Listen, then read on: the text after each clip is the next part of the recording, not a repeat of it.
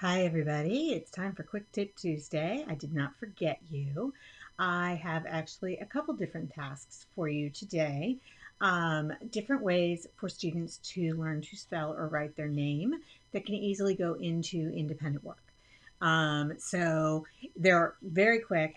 They're not terribly pretty. I did them very quickly because we all know that sometimes pretty isn't as important as fast.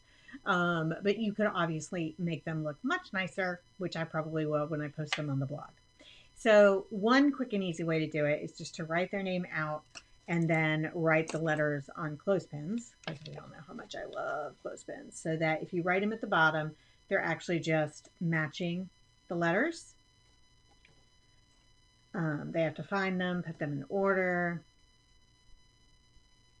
And you could also do it with just blocks here so that they don't actually have to put them so that they're not actually matching. So you could do it this way, but you could also do it with something like this.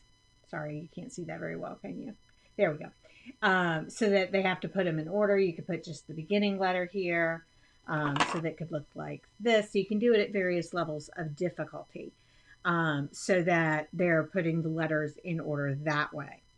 Um, Another thing that you can easily do is if you don't want to use clothespins, if your students just want to use, if you want to just obviously just make the letters so that they're actually Velcroing them onto, oh, we have a problem with lighting.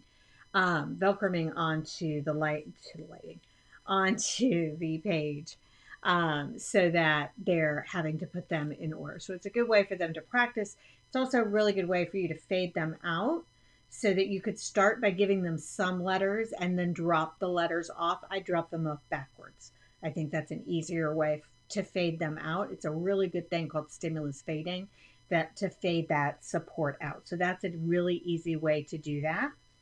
Um, and then another way that you can do it too is you can actually give them full sheets. So if your kids are working on writing, make some full sheets that have maybe they're starting with just tracing, and then they have to do it with the boxes.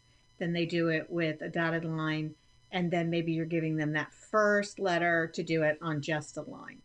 So you could actually stimulus shape them within the task.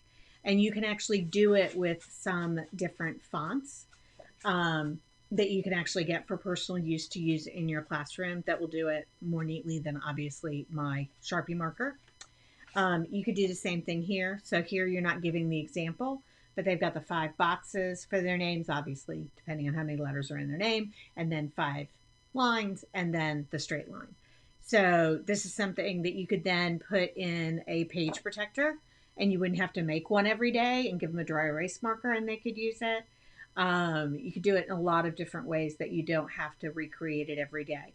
But it's really a quick and easy way for them to work on practicing their name. They could also write names of their classmates. They could write names of their family. So there's different ways that you could do it to expand it as well. So it's just a really good way for them to practice writing or spelling, depending on what you're working on, and working on doing that for the things that they're actually needing. So that is today's quick tip. Have an amazing week, and I'll see you again next Tuesday. Bye, guys.